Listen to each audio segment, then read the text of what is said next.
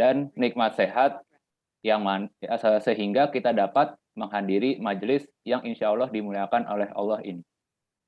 Nah, salawat dan salam tidak lupa kita panjatkan kepada Nabi kita, Nabi Muhammad Sallallahu Alaihi Wasallam.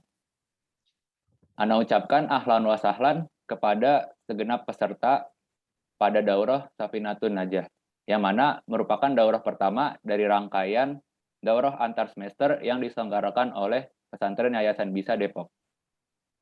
Sebelum daurah dimulai, Ana ingin menyampaikan sedikit pemberitahuan atau himbauan, yaitu untuk para peserta harap mematikan mic selama materi disampaikan, dan jangan lupa untuk menggunakan nama asli atau nama yang digunakan ketika mengisi form pendaftaran daurah agar dapat didata kehadirannya oleh panitia. Karena Ustadz Fajri sudah hadir, agar tidak membuang waktu, Ana serahkan kepada Ustadz Fajri untuk memulai daurah pada sore hari ini. Kepada Ustadz Nur Fajri, waktu dan tempat Ana persilahkan. Tafadhol Ustadz. Oke, sudah bisa share screen belum Bang Rehan? Oh ya, Ustadz. Sebentar.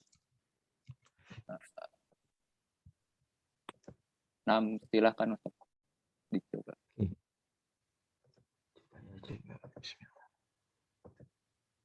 Oke. Udah kelihatan belum? Sudah Ustadz. Alhamdulillah. Bismillahirrahmanirrahim. Assalamualaikum warahmatullahi wabarakatuh. Assalamualaikum warahmatullahi wabarakatuh. Waalaikumsalam warahmatullahi wabarakatuh. Alhamdulillahirabbil alamin wa bihi nasta'in ala umuri dunya waddin. Wassalatu wassalamu ala asyrafil anbiya'i wal mursalin nabiyina Muhammadin wa ala alihi wa ashabihi ajma'in, amma ba'd. Yang saya hormati Bang Rehan dan Kak Lulu selaku panitia dari daurah kita ini membahas matan Safinatun Najah karya Syekh Ibnu Sumair, semoga Allah. Ya. Dan daurah ini insya Allah membahas hal-hal mendasar tentang 3 aspek, yaitu toharoh, kemudian sholat, dan zakat.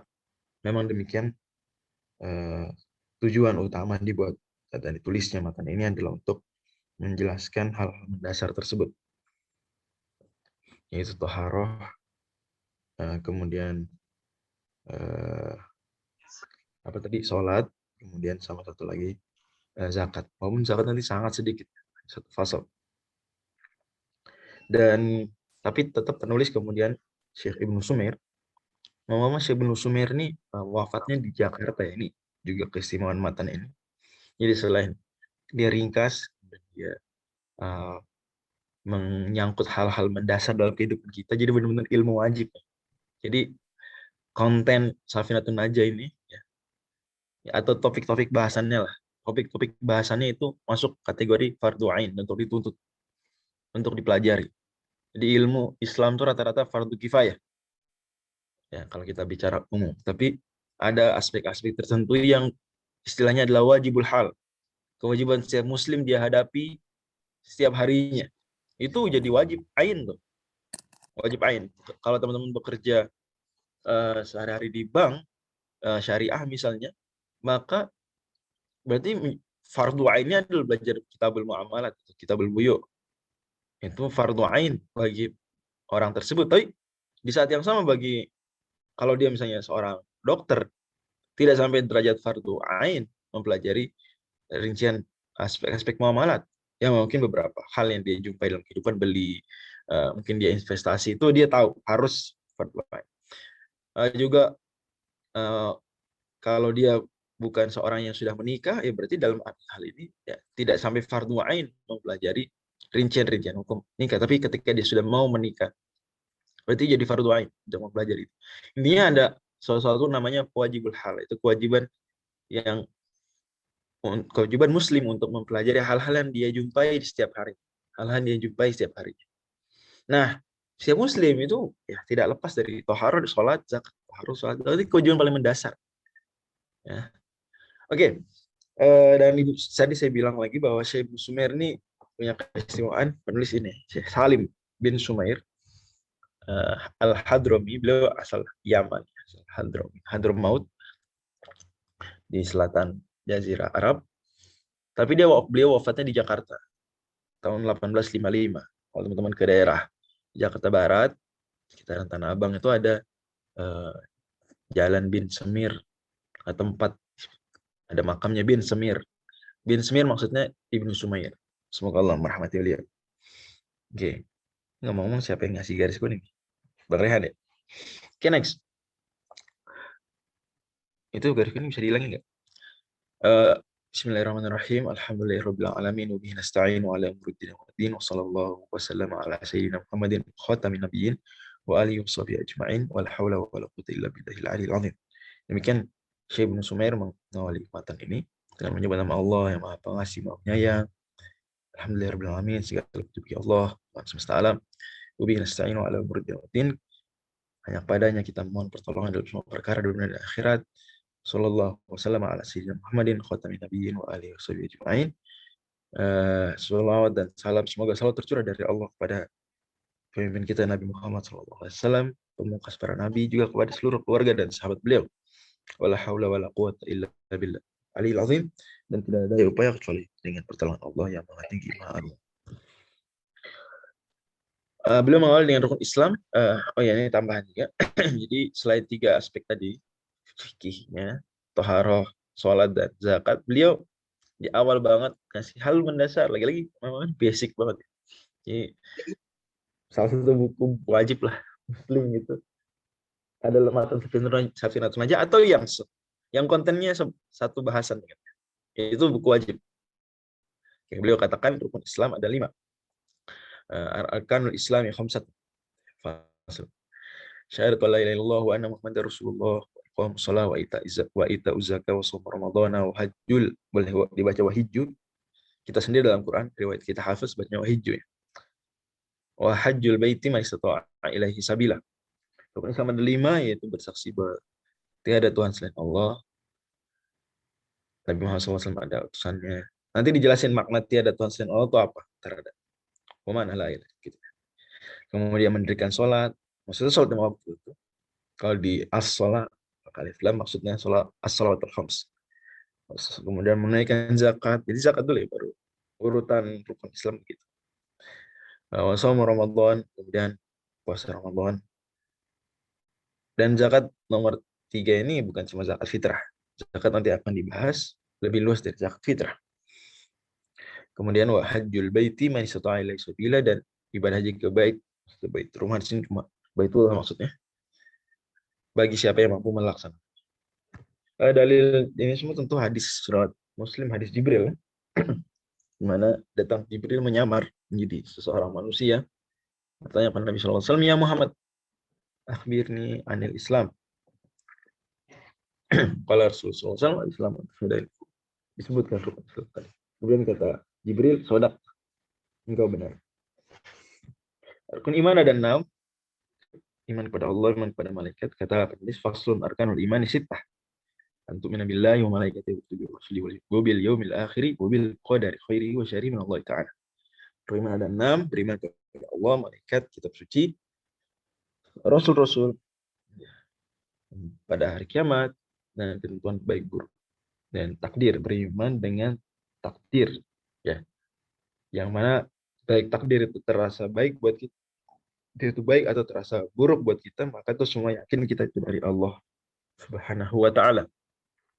Walaupun tentu secara etika, wasyarru laisa ilaik, ya, keburukan tidak kita sandarkan kepada Allah. Nah, ini catatan buat banyak orang, mungkin dia kalau sukses nilainya bagus 100 misalnya, dia lupa sebut itu dari Allah.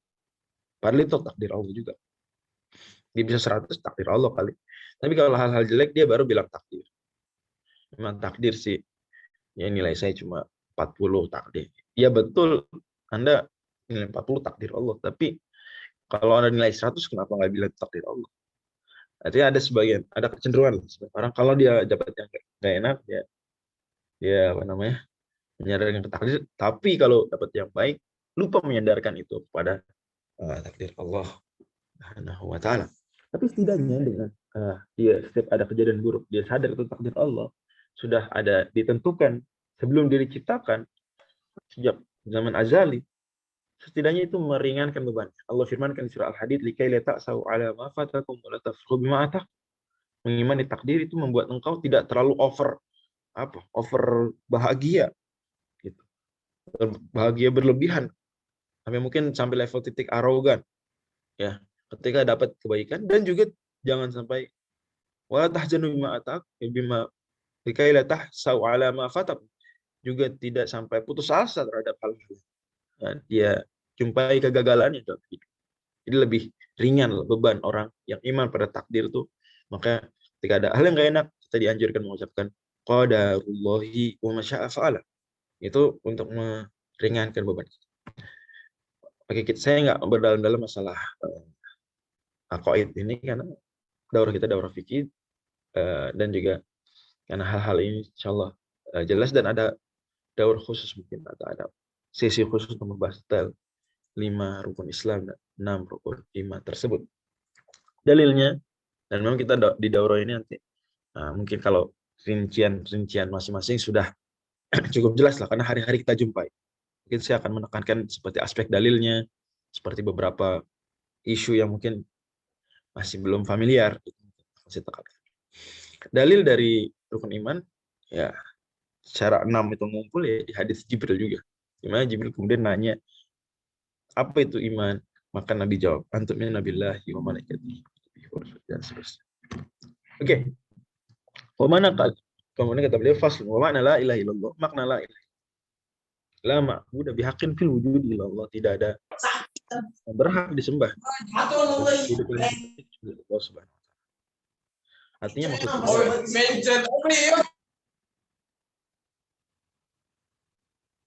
artinya adalah bahwa dalam kehidupan nyata kita akan dapati ada ya Tuhan-Tuhan yang disembah dan dia itu bukan Allah. Misalnya dalam kehidupan nyata di wujud ini ada ini enggak? Ada batu disembah? Mungkin masih ada. Ya pernah ada. Dan mungkin masih ada. Ada matahari disembah. Apa? Matahari dituhankan, hewan dituhankan, disembah. Berarti kan ada Tuhan, ada yang disembah selain Allah dalam kenyataan fil wujud, betul nggak? Ketika Bang Raihan. Jadi dalam kehidupan nyata kita jumpai nggak ada yang disebut Tuhan, ada yang dianggap Tuhan, dan ada yang disembah, dan dia bukan Allah. Ada nggak, Bang Raihan? Nah, ada. Ada ya? Nah. Ada. Gitu.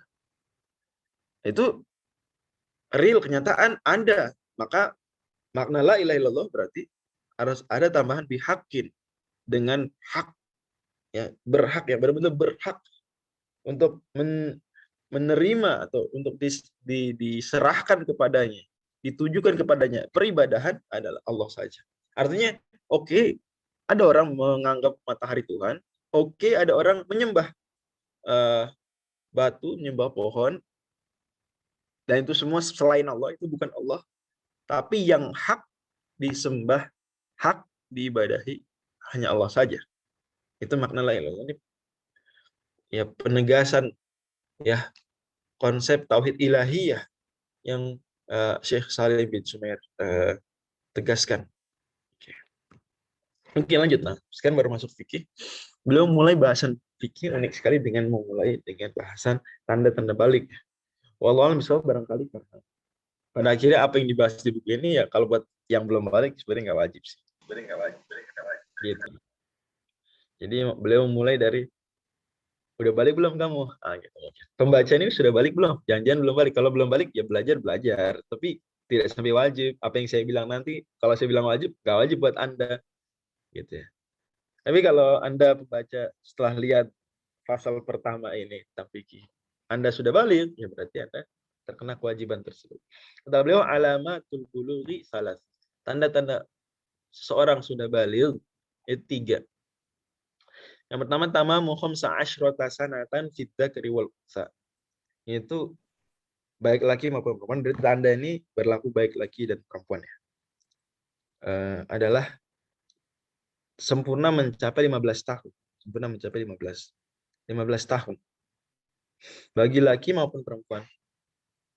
Ini dalil bahwa 15 tahun ini jadi patokan adalah hadis riwayat Imam Bukhari, di mana bisa lihat sini. Ibnu Umar datang pada Nabi SAW. Anna Rasulullah SAW aradahu yawma Uhudin wa huwa ibnu arba'a asyrata sanatan falam yujizni. Jadi Ibnu Umar pernah lah daftar pasukan Uhud. Daftar pasukan Uhud nggak diterima sama Nabi Shallallahu Alaihi Wasallam karena usia beliau waktu itu masih 14 tahun, baru 14 tahun. Tsumma araduni yaumal khandaqi wa ana khamsa asyrata fa ajazani. Kemudian perang Khandaq, memang ada khilaf perang Khandaq tahun ke-4 kah atau tahun ke-5 kah?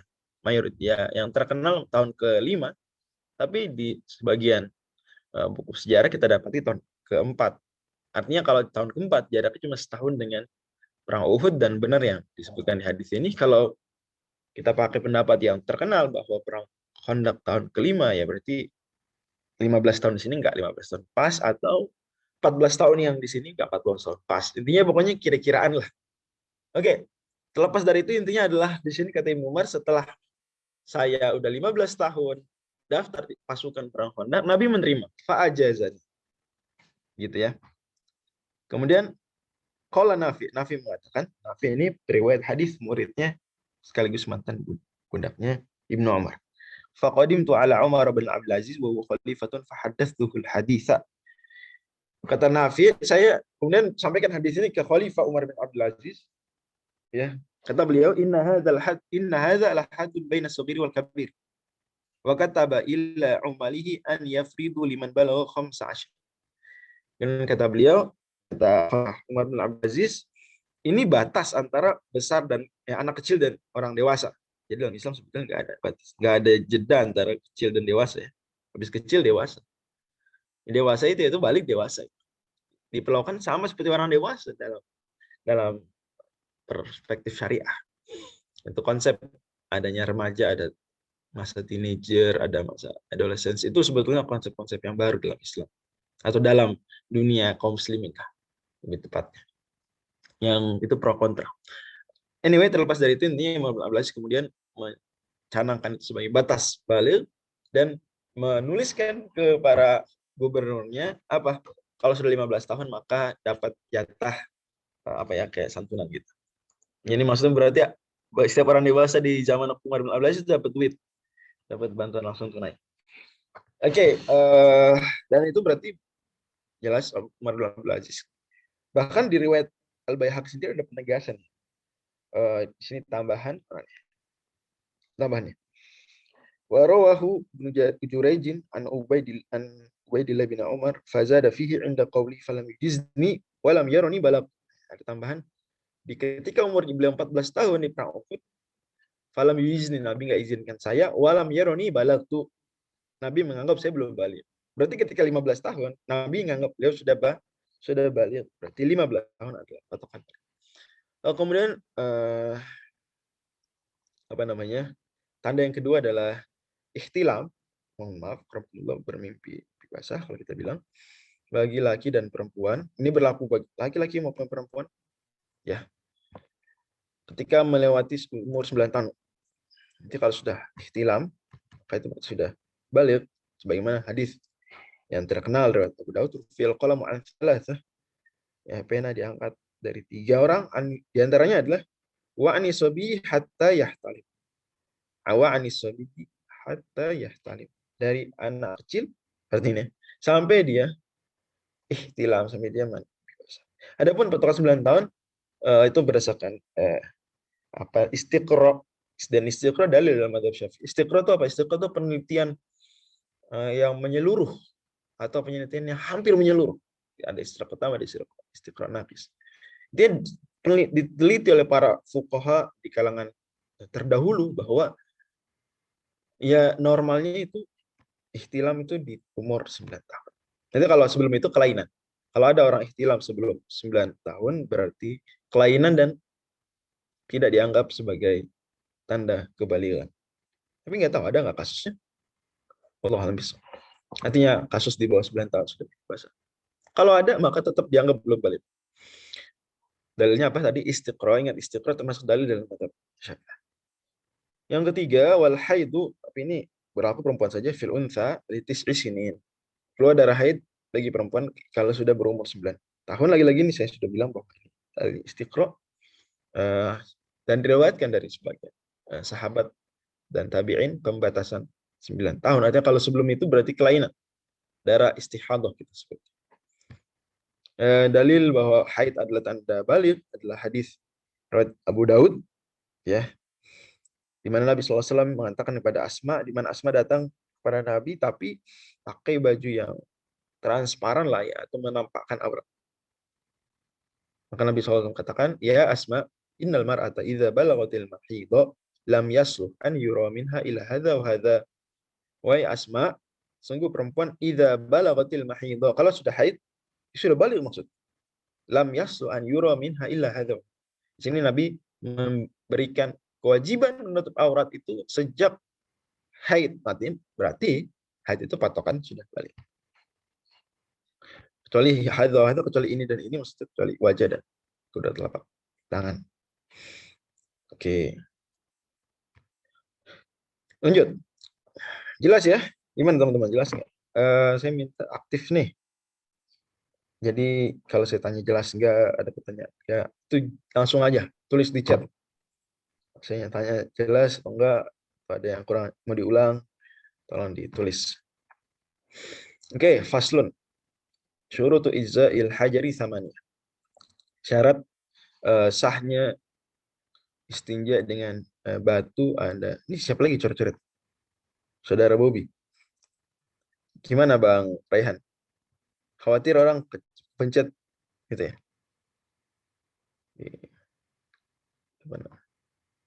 Oke, diamankan. Kayaknya bisa disetting deh Bang Raihan biar nggak bisa pengedit Ustaz, layar. nanti Sebagai setting. admin, sebagai host. Oke. Lanjut. Jadi setelah bahas tentang tanda balik, beliau bahas tentang, mohon maaf, cebok ya. Itu bersih-bersih setelah akramakumullah, mohon maaf, buang hajat ya. Dan istinja tuh istilah yang berlaku bagi, mohon maaf, BAK dan BAB. Sama istilahnya istinja juga. Jadi istinja dari BAK, istinja dari BAB sama. Dibahas mula-mula kok langsung batu. Langsung batu.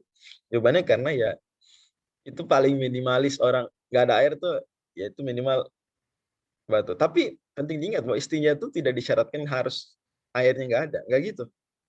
Makanya lihat sini, nggak ada syarat dari 8 syarat ini bahwa harus nggak ada air gitu baru boleh istinja. Enggak. Seperti itu. Jadi istinja itu bahasa Indonesia cebok. Cebok itu KBBI. Itu WB deh, sesuai dengan WB. Ada 8.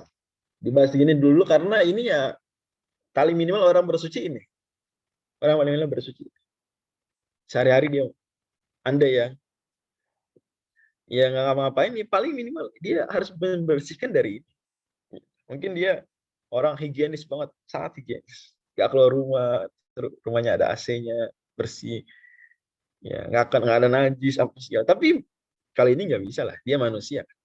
Maka dibahas di awal banget.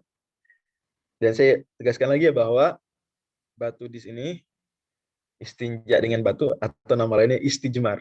Istijmar itu bukan konsepnya seperti tayamum dan wudhu.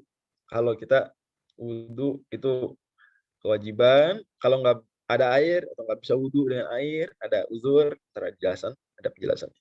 Baru kita boleh tayamum. Kalau ini nggak gitu, kita bisa istinja dengan air. Di saat itu juga kita bisa istijmar atau istinja dengan batu. Bebas, pilihan. Walaupun tentu lebih afdol digabungkan. Kemudian habis itu di bawahnya lebih afdol lagi, di bawahnya lagi kurang keafdolannya adalah air saja, di bawahnya lagi ya batu saja. Dan batu di sini simbol ya, artinya bukan semata-mata harus batu, enggak harus batu. Walaupun bagus kalau batu, tapi tidak harus batu. Ya, karena yang penting dia nanti qoli, dia jamid, qoli, tohir, ghairu muhtaram. Yang penting dia benda padat, nggak boleh benda cair. Kemudian harus membersihkan Makanya kemudian di sini para ulama memasukkan juga tisu. Tisu itu masuk hajar di sini. Masuk kategori hajar. Tisu. Qali, karena dia membersihkan. Padat, membersihkan, tohir, suci, ghairu muhtaram, nggak terlarang untuk menggunakan dalam urusan-urusan yang seperti itu. Ini kalau kertas isinya, mohon maaf, tulisan hadis atau Quran nggak boleh lah, gitu ya. Karena muhtaram. Tapi kalau tisu, yes, boleh. Oke. Kemudian syarat. Jadi itu penting diingat bahwa batu di sini bukan semata-mata batu ya, harus batu, enggak, bisa juga yang lain. Dalam kasus bisa kayu gitu ya. Tisu, yang sering sih tisu. Jadi nggak perlu khawatir. Saya memang dapati di sebagian tempat ya itu nggak ada air, nggak disediain air, cuma disediain tisu. Ada tempat-tempat seperti itu. Bahkan di negara tertentu itu defaultnya. Ada teman saya, dia kuliah di satu negara, itu nggak ada, atau hampir nggak ada lah air kalau di tempat-tempat buang air tersebut. Akhirnya dia berhenti dari kuliah tersebut, terus pindah ke kampus saya, ke jadi dia S2-nya di negara tertentu jurusan fisika, kemudian pindah ke Arab Saudi. Alasannya karena itu. Ya sebenarnya nggak harus begitu, tapi ya beliau maunya gitulah. Mungkin risih ya. Tapi sebetulnya nggak harus dengan air, dengan tisu pun sah. Dengan tisu pun sah. Oke ya. Kita lihat dulu, menggunakan 3 batu harus 3. Kalau nggak 3, maka menurut Madzhab Syafi'i boleh, yang pendapat resminya boleh 3 sisi. Jadi 1 batu atau 2 batu, tapi sisi yang berbeda. Intinya jangan dengan menggunakan bagian tisu atau bagian batu yang sama 3 kali. Enggak. Dan 3 ini minimal. Nanti dia nggak bisa pakai 1 tisu seret sekali bersih, Ustaz. Enggak, harus 3. Harus 3. Oke. An yakuna bi salah hajar. Harus 3. Wa an yunqiyal mahal. Nah, harus membersihkan, mensucikan tempat tersebut. Artinya kalau 3 kali belum suci, belum bersih, ya harus ditambah. Dan tambahnya utamanya dengan ganjil. Tidak wajib, tapi utamanya dengan bilangan ganjil. Berarti kalau dia 3 udah bersih, ya that's all. That's it. Itulah. Kalau 3 belum bersih, berarti harus gimana? Tambah yang keempat. Oke, keempat udah bersih. Cukup nggak? Gimana? Cukup ya? Udah, sah. Tapi kalau mau afdol, tambah yang kelima. Supaya ganjil. Gitu ya. Allah bisa. Terus. Kalau belum, gimana kalau udah 10 kali belum bersih? Ya tambah sampai yang ke-11. Belum bersih, tambah 12. Bersih. Dianjurkan tambah yang 13. Gitu ya.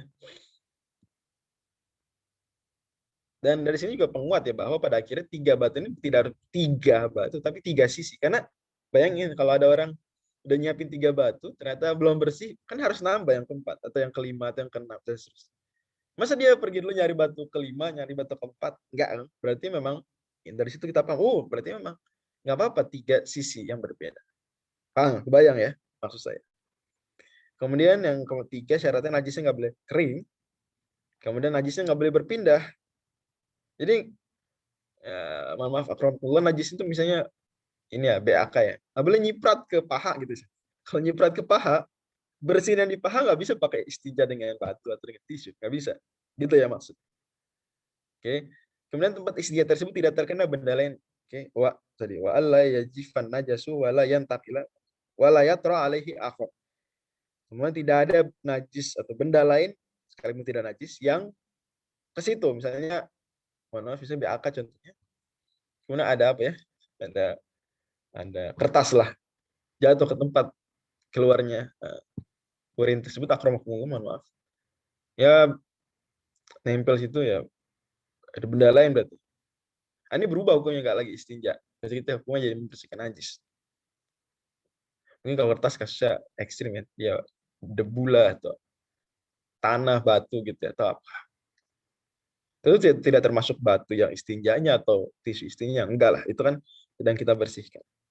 Tapi intinya ada benda lain ke tempat istinja tersebut,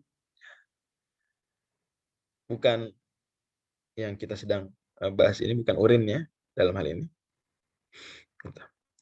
Oke, ya kalau kena baju harus dibersihinnya pakai air, nggak bisa pakai batu. Kalau nyiprat ke baju. Kemudian najis tersebut tidak berpindah tempat istinja, jadi wala yujawiza safhatahu hasyafatahu.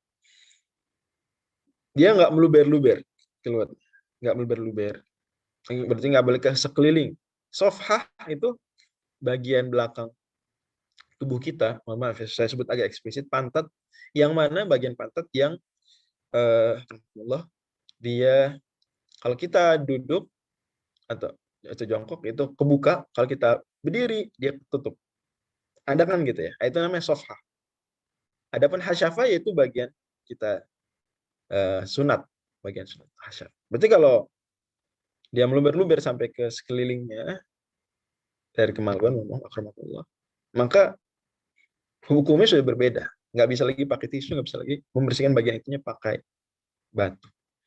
Kemudian najisnya tidak terkena air, artinya wala yusibahuma, nggak boleh kena air. Kalau ada air ya, udah kena air, diterusin pakai air. Karena ketika kena air sudah berubah, sudah menjadi najis yang berbeda, bukan lagi hukum istinja. Hukumnya udah lagi hukum membersihkan najis biasa. Dan membersihkan najis biasa dalam mazhab Syafi'i harus pakai air.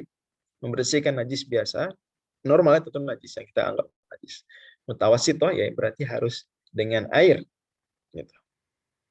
Nggak bisa pakai, wah yang penting kan hilang. Dengan tisu hilang najis. Enggak. Kalau najis biasa, pakai air. Istinja itu menyimpang dari kaidah umum. Istinja itu rukhsah pengecualian dari kaidah umum. Dia akan ada penjelasan. Wan takun al-hajaru tahira, dan batunya harus suci. Oke, dalil dari beberapa kaidah itu adalah misalnya hadis riwayat Muslim, Nabi SAW di sini kata sebagian sahabat Salman dalam ini radhiyallahu anhu, qala lana musyrikuna inni ara sahibakum yu'allimukum hatta yu'allimakumul qiraah. Kata orang musyrikin, ini teman kalian ini maksudnya Nabi Muhammad ngajarin pakai semua diajarin sampai mengajari cara berhubungan berhubungan sih, sampai masalah yang berhubungan dengan urusan belakang, BAK. Kata-kata dia, iya betul. Memang begitu, mantap kan? Innahu nahana an yastanja ahaduna biyamini. Nabi melarang kita cebok dengan tangan kanan, wa an yastaqbil qiblat, menghadap kiblat, wa naha an rausi wal idham. Enggak boleh. Nabi melarang di sini, melarang dari menggunakan tulang dan raus. Raus ya, feses atau kotoran kering. Di padang pasir kadang ada kotoran unta tuh kering tuh jadi kayak batu. Ada sahabat datang bawa itu ya. Nabi tolak. Nabi bilang di hadis yang ini, hadis Bukhari, hadza riksun.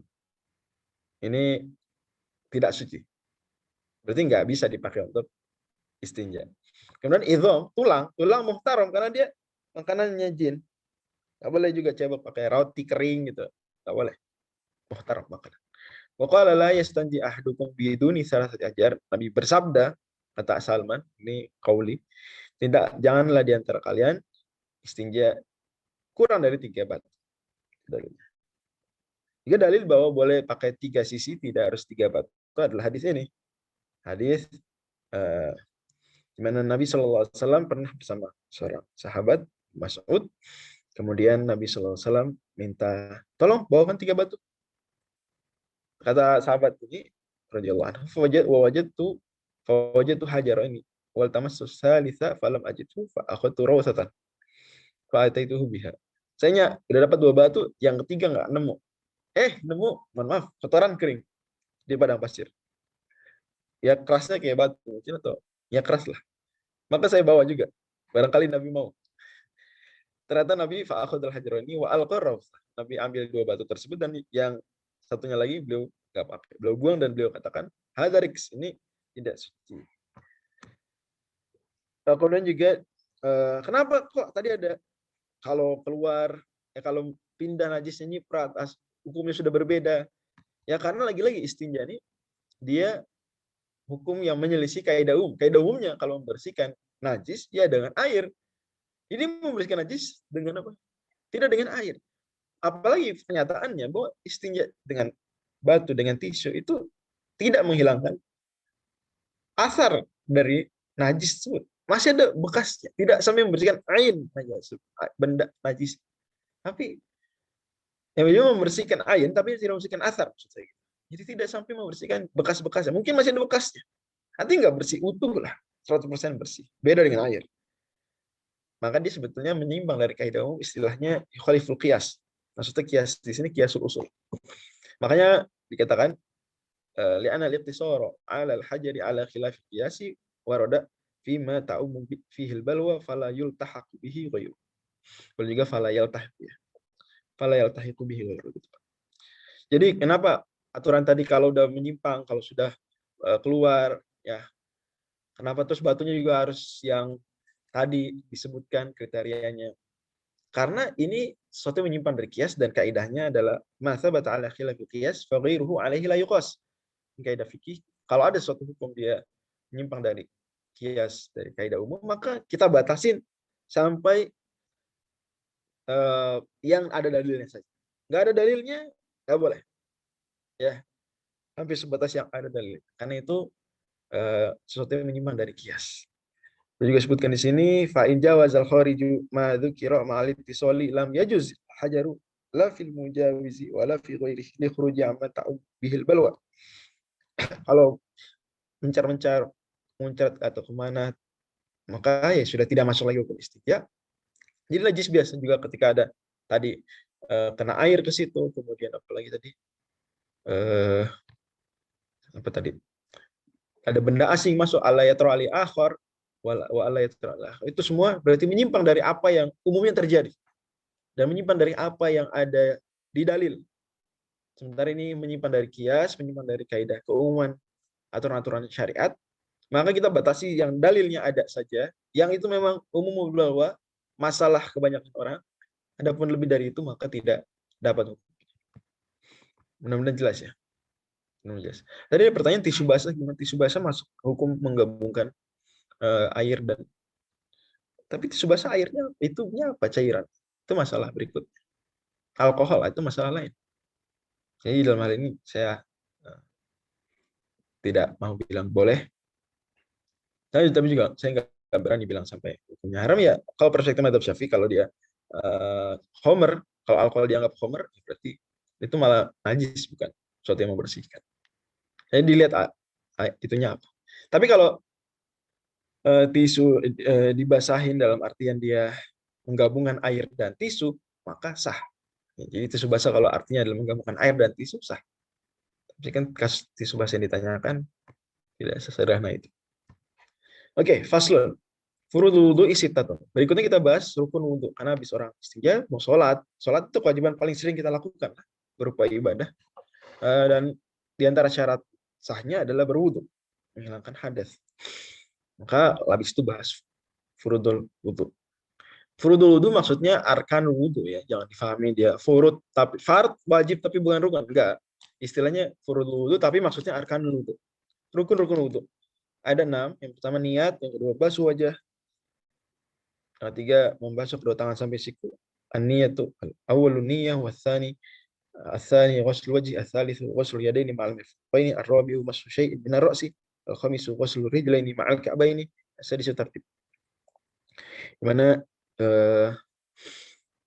yang pertama niat, yang kedua membasuh wajah. Berarti di sini mencuci tangan, istinsar dalam madzhab Syafi'i tidak sampai derajat rukun. Ya dia sunnah tapi tidak sampai derajat rukun. Kemudian as-salits ghusl yadaini ma'al mirfaqaini, membasuh kedua tangan sampai siku. Sampainya di sini pakai ma'a bersama siku, penegasan ya bahwa sikunya dibasuh juga. Karena mungkin terpahami kalau ilal mirfaqain sampai ke siku, sikunya enggak, jadi siku cuma batas. Enggak, sikunya juga dibasuh. Juga masuk syai'in min ar-ra'si, menyapu sebagian kepala, mengusap sebagian kepala. Jadi tidak harus semua kepala. Enggak. Ya kita hormatilah, ada madzhab yang mengharuskan seluruh kepala. Madzhab Maliki misalnya. Ya, madzhab Hanbali. Maka kita ulama Syafi'i ya, itu tetap menghormati dengan cara kalau praktik wudu aslinya realnya ya mereka melakukan yang sunnah. Yaitu apa? Seluruhnya diusap. Tapi kalau mau sebagian saja sah. Sebagian saja. Karena nanti pun Allah Subhanahu wa taala mengatakan wamsahu biruusikum, dan usaplah sebagian kepala kalian, enggak seluruhnya, biruus. Oke, kemudian yang kelima, al-khamisu qasru rijlain minal ka'bain, membasuh kedua kaki sampai mata kaki. Pakai ma'a untuk penegasan bahwa mata kaki juga dibasuh, bukan sekadar batas. Asal isu tartib yang pertama adalah urut tertib. Dalil wajibnya niat tentu ya innamal a'malu binniyat, kemudian hadis Bukhari Muslim. Secara umum ada di ayat ke-6 dari surat Al-Maidah. Gini ada pertanyaan. Kalau perempuan wudhu di tempat terbuka nggak mungkin buka hijab, gimana? Ya itulah, selipin tangan ke dalam jilbab, selipin tangan ke dalam jilbab dikit aja, ya, entah di bagian atas atas kepala atau di bagian samping kanan atau kiri, selipin aja sedikit, gak harus seluruh kepala. Andai dia mau selipin ke seluruh kepala pun boleh, tentu jangan sampai terlihat auratnya, gitu ya. Jadi masya Allah nih ya, madzhab Syafi'i mengharuskan sebagian saja, tidak harus seluruh. Maka itu solutif sekali buat perempuan-perempuan yang wudhu di tempat terbuka. Ya, alhamdulillah hari ini ya masjid-masjid rata-rata tempat wudhu tertutup sih, alhamdulillah, dan dipisah. Oke, dalilnya tentang hal-hal tadi adalah hadis atau ayat surat Al-Maidah, ayat surat Al-Maidah ayat ke-6 yang terkenal, ya alladzina amanu wa orang beriman idza qumtum ila sholati faghsilu wujuhakum wa aydiyakum ilal marafiq wamsahu bi ru'usikum ilal ka'bain. Di mana Allah firmankan kalau kalian mau sholat maka basuhlah wajah-wajah kalian, tangan kalian sampai siku, dan usaplah biru. Di sini kata Imam Syafi'i, Imam Syafi'i kata Imam Ahmad hujjatun fil lugh. Imam Syafi'i itu omongan statement beliau tentang bahasa Arab itu ya sangat diterima, hujjatun fil lugh. Maka beliau katakan di sini maksudnya sebagian. Jadi wamsahu ba'dharu, usaplah sebagian kepala kalian. Dan itu itu kan biru usi, yang lain langsung wujuha wa aidiyak, tangan berarti seluruh, giliran kepala sebagian.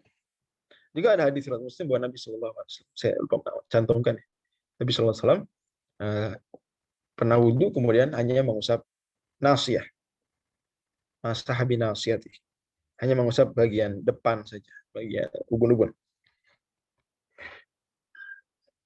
Faslun, tentang Imam Syekh Salim bin Sumair membahas khusus tentang niat dan tertib. Kata beliau, an-niyat itu qasdu syai'i muqtarnan bi fi'lihi. Niat adalah mengajar dalam hati untuk melakukan suatu perbuatan di mana niat itu dilakukannya dan dihadirkan dalam hatinya itu berbarengan dengan melakukan perbuatan tersebut. Saya wudu. Niatnya wudu kapan? Berarti paling minimal ya, itu Anda niat sejak awal membasuh wajah, karena basuh wajah itulah aktivitas wudhu pertama Anda. Niatnya bareng basuh wajah. Kalau Anda mau niat dari awal, dari usap tangan, dari yang sunnah-sunnah, boleh, tapi asal niatnya tetap dijaga, niat sampai basuh wajah niat. Itu dijaga di hati, dijaga terus. Wa mahallu hal qalbu, tempat niat di hati. Juga sholat misalnya. Sholat niatnya harus saat minimal ya takbiratul ihram. Ya, takbiratul ihram. Saat takbiratul ihram, niat kita dalam hati apa? Menghadirkan niat sholat. Dan dalam madzhab Syafi'i wa talaffudzu biha sunnah, melafalkan niat, mengatakan nawaitu atau usolli, hukumnya sunnah. Hukumnya dianjurkan, tidak sampai wajib. Artinya kalau ada orang nggak melafalkan niat sah. Yang penting niat di hati. Karena itulah niat yang sesungguhnya. Ya.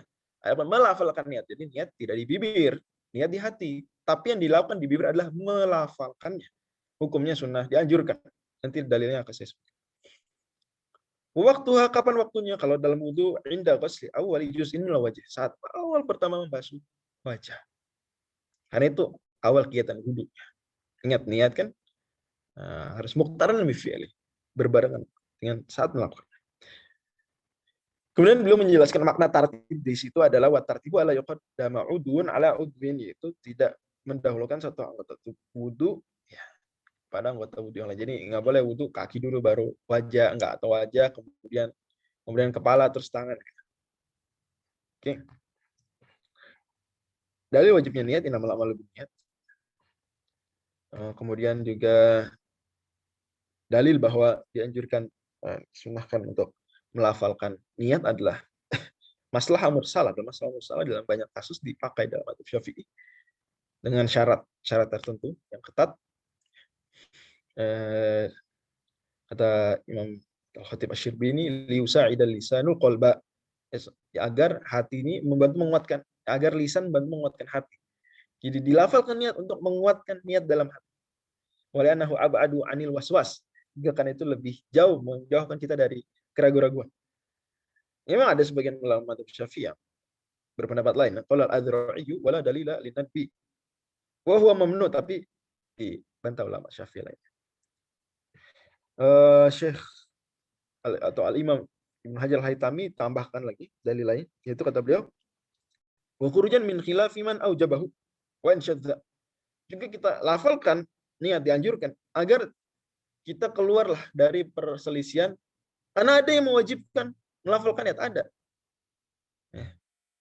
ada yang mewajibkan melafalkan niat, maka biar jaga-jaga, ya udah dilafalkan aja, dilafalkan.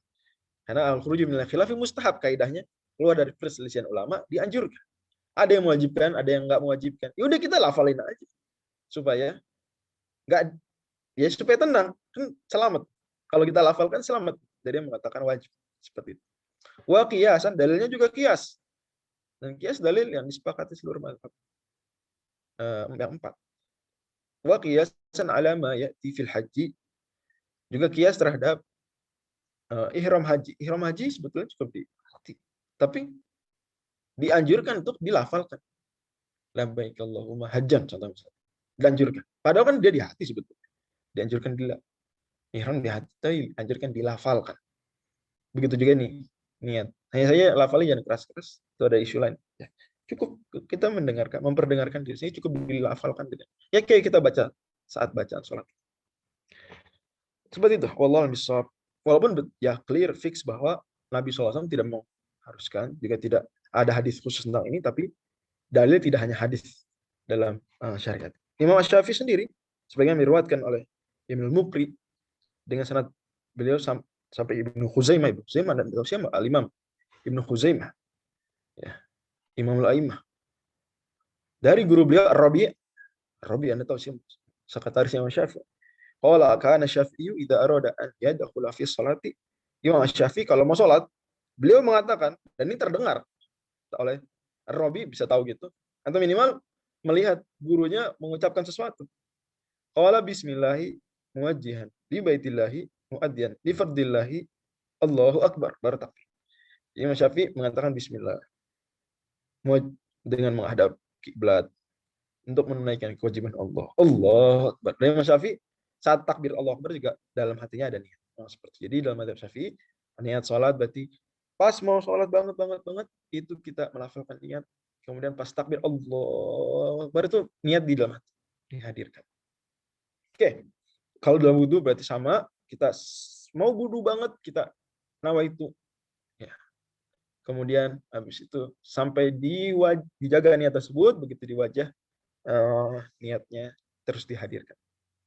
Setelah itu kalau udah basuh wajah, Anda nggak menghadirkan niat secara sadar lagi, nggak apa-apa. Gitu. Jadi niat harus secara sadar Anda hadirkan saat takbiratul ihram, kalau sholat harus secara sadar Anda hadirkan niat di hati saat membasuh wajah kali pertama. Harus, nggak boleh nggak. Oke. Imam An-Nawawi tambahkan sejumlah dalil tentang tartib. Nih tartib. Beliau sebutkan dalil. Wudu harus urut itu khilaf ulama. 4 mazhab ya ada pendapat berbeda seperti mazhab Hanafi tidak mengharuskan untuk urut. Sebentar, saya ada pertanyaan. Bagaimana dengan tangkuk? Apakah di bawah masih sedikit? Enggak harus. Masa kepalanya berapa kali? Yang dianjurkan oleh mazhab Syafi'i 3 kali. Masa kepala 3 kali dianjurkan. Tapi dianjurkan tidak wajib. Sekali bisa. Talawuf dengan jar atau sir saja. Mengucapkannya dengan bahasa lebih afdol. Dalam konteks ini ya lebih afdol karena dia istilah fikihnya sudah akurat. Jadi enak. Istilah fikihnya sudah akurat. Kalau pakai bahasa Indonesia ya terjemahnya harus bagus banget. Karena khawatir nanti tidak memenuhi syarat-syarat niat. Ya, khawatir malah nggak sesuai dengan aturan fikih. Tapi ketika pakai bahasa Arab pun harus ngerti. Karena kalau dia nggak ngerti, ya berarti belum berniat. Kalau dia sama-sama blank, nggak ngerti, berarti sebetulnya belum berniat karena niat dia. belum berniat sesuai dengan teks itu maksud saya. Oke, wallahu a'lam. Nah, boleh sholat ya. Sholat apa di sana? Sholat maghrib kali ya di sebagian tempat Indonesia. Lafalnya itu diucapkan bagaimana?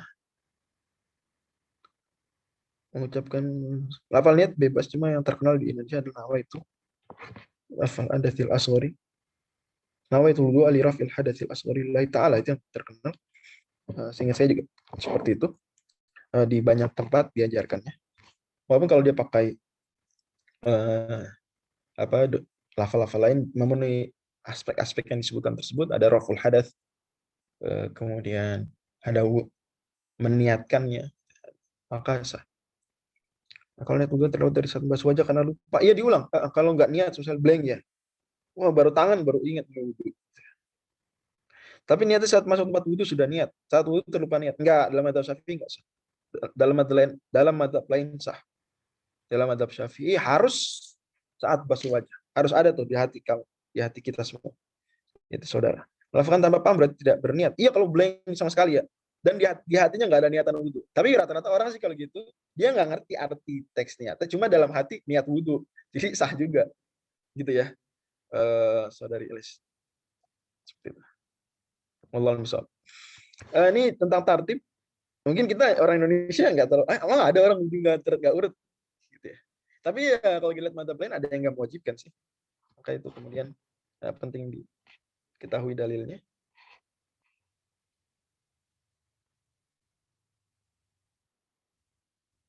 Oke.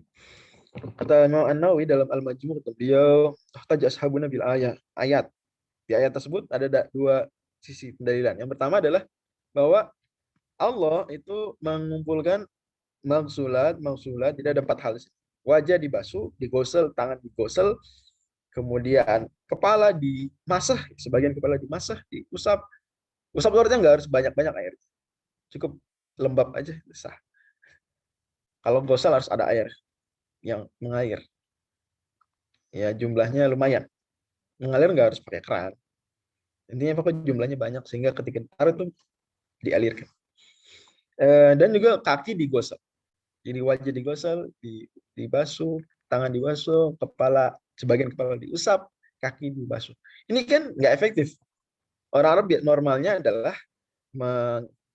mengumpulkan hal-hal yang sama dulu baru menyebutkan hal yang berbeda. Jadi normal ayatnya kalau seandainya urut wudu tidak wajib adalah tidak merupakan rukun adalah faghsilu wujuhakum wa aydiyakum ilal marafiqi wa arjulakum ilal ka'baini wa amsahu bi ru'usikum. Jadi ini nomor 4 justru. Biar efektif faghsilu. Ini kan malah kurang efektif. Seperti ini kalau tidak ada maksud tertentu untuk menjelaskan bahwa tertib itu rukun. Kata beliau lagi, yang kedua adalah karena jadi kata beliau la yaghalifuna dzalika illa li fa'idat. Kalau lam yakun tartib wajiban lama. Kemudian yang kedua adalah bahwa yang kedua bahwa orang Arab itu biasanya menyebutkan sesuatu yang dekat-dekat dulu. Sekarang saya tanya, wudu itu kan tangan dulu. Wudu itu yang wajib ya, rukun. Wajah dulu, terus tangan. Itu baru kepala. Itu baru kaki ya. Itu kan unik. Kalau memang tertib wudu itu enggak harus, ya kalau gitu habis wajah ya kepala dulu loh. Kan dekat kepala dan wajah dekat. Jadi ayatnya malah jadi bunyinya faghsilu wujuhakum wamsahu bi ru'usikum gitu ya. Wa aydiyakum ilal marafiqi wa arjulakum ilal ka'bain. Harusnya gitu. Tapi karena urutannya demikian di ayat, atau pasti itu menunjukkan itu memang urut tertib harus begitu. Dan ada dalil lain, dua tadi sudah cukup dari ayat. Oke, kemudian air ada dua macam. Dalam madzhab Syafi'i ada air sedikit dan air banyak. Air sedikit adalah air yang kurang dari 2 kula. 2 kula itu kisaran 200 liter. Sederhana saja, saya ambil tengah-tengah dari konversi para ulama Syafi'iyah modern 200 liter. Jika air kurang dari 200 liter maka dianggap air sedikit. Tentu nanti ada batas toleransinya ya. Yaitu kurang 2 ritel masih nggak apa-apa. Ritel begitu. Kurang 2 ritel masih nggak apa-apa. Tapi let's say 200 liter lah, tuh atasnya kurang dari itu Ya misalnya 150 liter berarti air sedikit. Kalau 200 pas atau lebih berarti air banyak. Oke. Fal qalilu madunul qullataini wal katsiru qullatani fa aktsar. Al qalilu yatanajjasu bi yakun najasatu fihi wa illam yataghayyar wal ma'ul katsiru la yatanajjasu illa idza taghayyara ta'muhu aw launuhu aw rihuhu. Kalau air sedikit kurang dari 200 liter itu kalau kemasukan najis itu langsung jadi air najis semua. Langsung. Bisa ada ember kecil. Kemasukan najis, cipratan, mohon maaf. Kelihatan kita ngelihat cipratan. Oh ya apalah najis. Makrohullah. Itu langsung air ember ya semuanya najis. Jangan kita bilang, wah kan masih bersih yang lainnya nih. Cuma kemasukan tapi masih bersih airnya. Nggak gitu dalam madzhab Syafi'i. Dalam madzhab Syafi'i air sedikit itu nggak pakai bersih, nggak berubah warna, berubah aroma, berubah rasa, nggak langsung dianggap najis. Nanti ada dalilnya.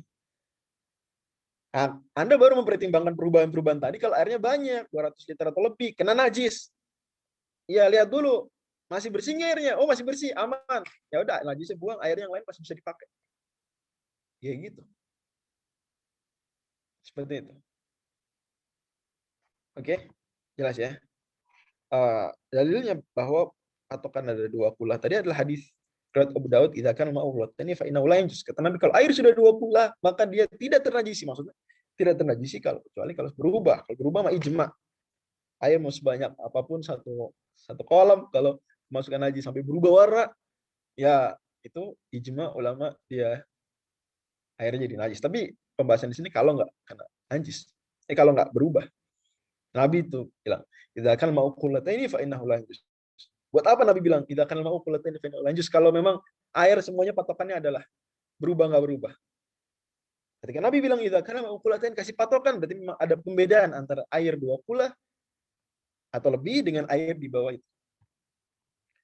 Dan lain hadis riwayat Al-Baihaqi dalam Sunan Al-Kubra, "Innal ma'a tahirun", air itu suci, "illa in taghayyara rihu aw ta'muhu aw launuhu bi najasah." Ini dalil bahwa air meskipun banyak kalau berubah warna maka dia jadi najis. Lebih tegas lagi hadisnya, "Idza kana ma'u qullataini", kalau air sudah 2 kula, lam yunajjishu syai'un, maka tidak ternajisi dengan apapun illa kecuali ma ghalaba rihu aw ta'muhu, kecuali kalau berubah aroma, berubah rasa. Oke, juga ada ijma tadi saya singgung ijma. Oke. Kemudian hal-hal yang mewajibkan membuat kita jadi wajib mandi ada 6 hal. Mujibatul ghusli sitat. Hal yang membuat kita wajib mandi ada 6. Dan ini berarti kita boleh istilahkan asbabul hadatsil akbar. Ini hadas-hadas besar itu apa aja? Yang pertama ilajul hasyafati fil farj. Memasukkan hasyaf. Hasyaf tadi saya sudah bilang tempat atau bagian dari kemaluan akramakumullah yang disunat itu kepala. Ke dalam farj maksudnya kemaluan perempuan akramakumullah. Walaupun sih tidak harus dari depan, dari belakang juga. Walaupun itu, dan itu haram, itu sama hukum. Wa khurujul mani, keluar mani. Keluar mani berarti artinya dengan cara apa? Meskipun tanpa yang poin pertama berlaku, dia berarti kena hadas besar, kemudian haid, nifas, wal haid wal nifas wal wiladah, melahirkan, meskipun kering melahirkan. Yang melahirkan rata-rata nifas sekaligus. Tapi andai dia melahirkan dan kering bersih, nggak ada darah apapun. Nifas itu darah yang keluar setelah melahirkan. Ad-damu al-khariju aqibal wiladah. Kemudian meninggal dunia. Al-maut, orang kalau meninggal dunia wajib dimandiin. Jadi mandikannya wajib. Berarti dia dianggap al-asbabul hadatsil akbar. Dalil bahwa memasukkan tadi itu buat wajib mandi besar adalah hadis riwayat Ibnu Majah, "Idza taqal khitanani wa tawaratil hasyafa faqad wajibal ghusl." Kalau sudah bertemu dua khitan itu bukan di, mohon maaf saya. Kalau ada orang liberal, dia apa ya? Dia menyampaikan sesuatu yang salah di media sosial. Dia bilang kalau digesekkan gitu ya. Mohon maaf, subhanallah. Digesekkan tanpa ada memasukkan itu sudah itaqal khitanan. Itu keliru, enggak gitu cara memahami hadis. Ya. Baru masuk itu baru disebut iltaqal khitanan. Karena baru disebut iltaqa itu kalau sudah iltahama, sudah saling bertemu di satu tempat, bukan hanya bersentuh. Itu maka ada tambahan di hadis ini, wa tawaratil hasyaf, hasyaf sudah enggak kelihatan. Mohon maaf ya. Semoga. Maka sudah wajib mandi. Artinya meskipun enggak ada apa-apa habis itu, meskipun enggak keluar apa-apa, tetap kalau sudah kayak begitu kondisinya wajib. Dan dalil bahwa kalau keluar itu wajib mandi meskipun tidak ada proses barusan poin 1 adalah hadis riwayat Muslim innamal ma'u air. Itu wajib kan air. Ya, wajib mandi ya karena keluar sesuatu. Mesti mandi. Alma. Kemudian dalil bahwa haid itu adalah hadas besar. Hadis Nabi SAW, "Fa akbaratil haidatu fadai shalah." Kalau sudah haid, tinggalkan sholat, kata Nabi SAW. Wa idza adbarat fagtasili wa sholli. Kalau sudah hilang haidnya, darahnya, maka mandi dan sholat. Wajib di sini. Nifas kias terhadap haid. Nifas. Dalil bahwa melahirkan itu adalah mewajibkan mandi meskipun nggak ada darah nifas adalah bahwa anak itu adalah mani munakid. Adalah mani udah jadi. Berarti sama seperti poin kedua sebetulnya. Perempuan ketika itu ya sama seperti mengeluarkan mani. Karena anak itu apa? Hasil pertemuan ya sperma dan ovum. Dan dalil bahwa meninggal itu mewajibkan mandi adalah hadis. Di antaranya hadis Bukhari Muslim. Ketika ada orang meninggal kata Nabi, "Ighsiluhu." Mandikan dia. Dan mandi wajib itu sederhana caranya, cukup niat dan air semuanya diratakan ke seluruh tubuh. Jadi kalau ada orang niat cuma nyemplung kolam gitu ya, saat nyemplung itu niat itu sah mandi besar. Walaupun sedetik terus keluar lagi karena sudah air merata ke seluruh tubuhnya dia. Dalilnya adalah Nabi SAW dalam hadis Bukhari, "Tsumma yufidu ala jildihi kullih." Nabi membasahi seluruh kulit beliau. Dan dalam mazhab Syafi'i yang penting luar. Kumur-kumur enggak wajib. Juga dalam hadis riwayat Abu Dawud, "Man taraka mawdi'a sya'ratin min janabatin lam yasilha fu'ila bihi kadza wa kadza min." Akan dihukum di neraka orang yang meninggalkan satu bagian walaupun setipis rambut dari tubuhnya, dari kulitnya yang belum dia basuh saat mandi janabah. Adapun syarat-syarat wudu maka ya terfaham syurutul wudu asyara al-islam wa tamyizun naqwan al-haid wa nifas. Dia muslim karena kalau tidak muslim maka tidak sah wudunya karena dia tidak dianggap punya niat, sementara niat adalah rukun. Kemudian tamyiz sudah cukup umur berapa kira-kira 7 tahun kira-kira menurut Muhammad Syafi'i. Wa naqwan al-haid wa nifas, dia tidak suci dari haid, suci dari nifas karena kalau haid dan nifas masih ada ya berarti dia masih berhadas besar. Wudu tidak berguna untuk menghilangkan hadasnya.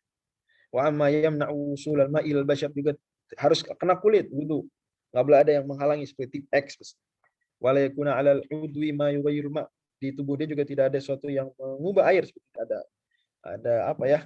Minyak tertentu yang mengubah air. Dibersihkan dulu. Wal ilmu fardiyati, harus meyakini bahwa itu wajib hukumnya wudu. Wa la taqida fardhan min furudihi sunnatan. Enggak boleh meyakini satu kewajiban itu sunnah. Enggak boleh bilang sebenarnya basuh tangan sunnah sih. Enggak boleh. Kalau yang demikian berarti dia tidak sedang melakukan wudu yang seharusnya. Wal ma'ut tahuru, dan juga harus airnya air yang mensucikan. Nanti ada penjelasan air mensucikan di pertemuan berikutnya. Wa dukhul waktu sudah masuk. Poin 9 ini dan poin 10 wal mualatu, dan mualah itu berlaku hanya bagi orang yang daimul hadas. Daimul hadas orang yang hadasnya terus-terusan, yaitu seperti perempuan mustahadah, seperti yang mustahadah itu artinya darahnya keluar terus padahal tidak di waktu haid. Ada darah keluar tidak di waktu haid, itu mustahadah. Itu tetap wajib sholat karena bukan haid. Ya, tapi dia kalau mau sholat harus nunggu masuk waktu, kemudian harus mualah. Mualah itu artinya apa? Tidak boleh menunda sholatnya sampai air wudunya kering. Jadi habis wudu langsung dia sholat, nggak boleh entar-entaran. Kalau orang yang normal wudu entar-entaran sholatnya nggak apa-apa, dalam artian sah. Tapi kalau orang yang daimul hadas, hadasnya terus-terusan, dia ini kan darurat. Dia ini darurat. Ya, maka ad-darurat muqaddarun bi qadariha. Kedaruratan diberikan kadarnya saja, sekadarnya saja. Ya, yaitu apa? Wudu, kemudian segera sholat. Itu kadar darurat ad-darurat muqaddarun bi qadariha. Dia sholat keluar darah habis itu, atau antara wudu dan sholat keluar darah, it's okay. Termasuk daimul hadas orang yang keluar, kencing terus-terusan atau keluar angin terus-terusan, benar-benar ya sakit dia gitu ya. Edisi sakit. Semoga Allah sembuhkan. Anda sama hukumnya nggak boleh wudu kecuali kalau sudah masuk waktu sholat, kemudian dukhul waktu, kemudian mualah habis wudu langsung sholat. Antara wudu dan sholat dia udah segera tapi tetap keluar angin, keluar maaf kencing, maka sah, nggak masalah. Atau saat sholat juga sah. Adapun 8 syarat yang lain itu berlaku bagi siapapun. Demikian pengajian kita pada pagi hari ini atau sore hari di sana. Terima kasih banyak. Sudah sejam ya. Oke. Mungkin saya lihat dikit-dikit pertanyaannya ada sebagian. Oke.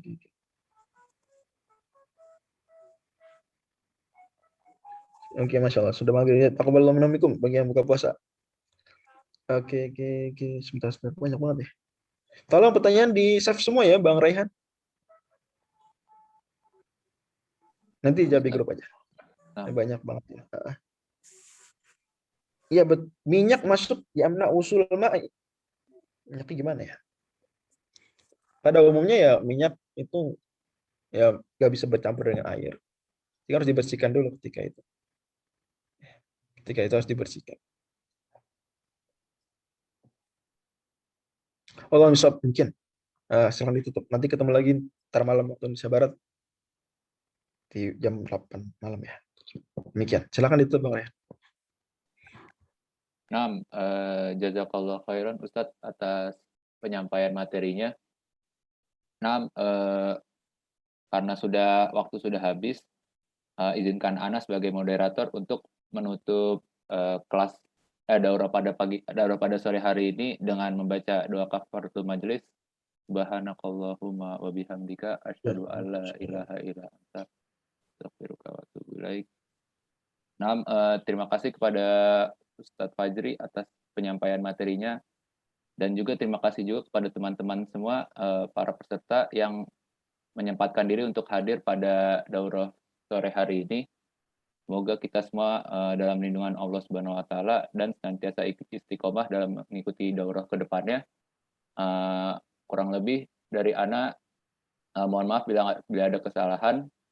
Ana tutup. Assalamualaikum warahmatullahi wabarakatuh. Waalaikumsalam.